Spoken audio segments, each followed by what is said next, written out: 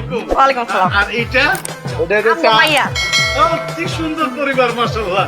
ভাবি বসেন, পপটা রিলিজ বাইজে দিতেছি। তাই আইছি তো বসতে, শুধু কি বসবো নাকি, সাথে খাবো তো। শোনেন, আমগোটা ইলিশ দিবেন, ওটা অনেকগুলো পিস পিস করবেন, কাইঞ্চা দিবেন, ডিম দিবেন, যা যা আছে সবকিছু দিবেন, ইচ্ছা মতো খাবো। একদম কিছু বাদ দিব না ভাবি, পেটি মেটি সব বাইজে দিতেছি। বসেন আপনি, বসেন। শুনেন, লগে কিন্তু অনেকগুলো ভর্তা দিবেন, ভর্তার কোনো আইটেম কিন্তু বাদ দিবেন না। সব আছে, বসেন। ডাইলও দিয়ে। দিব ভাবি, বসেন। আচ্ছা। পেটি মানুষ তো অত বুঝে না।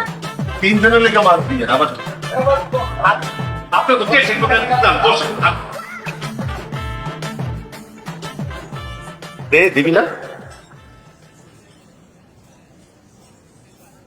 বড়টা দে। হ্যাঁ, বড়টাই লাও মা, খাও।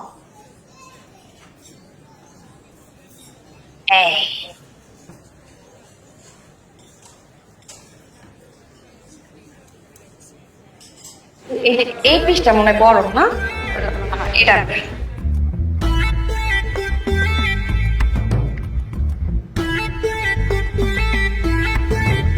যেমন বাসনা হেমন মজা। খেয়েছেন? হ্যাঁ,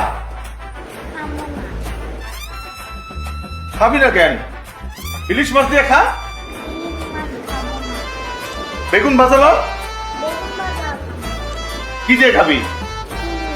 হ্যাঁ, বলতে কয় কি তুই আমার মায়ের বলত কস কি তো বলদ কম না তো কি কমু, ওদের 30টা দিন ওরা গুড়া চিংড়ি খাওয়ায় বড় করতাছি, আর এখন আইসে পদ্মার পারে ইলিশ খাইবো।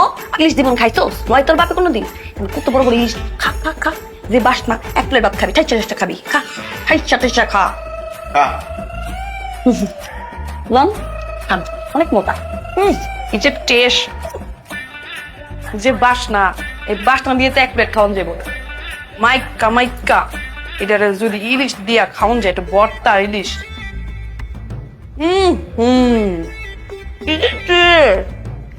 মজা,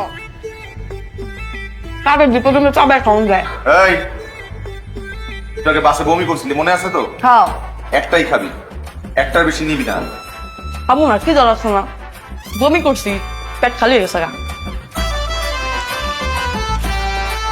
খাবি না?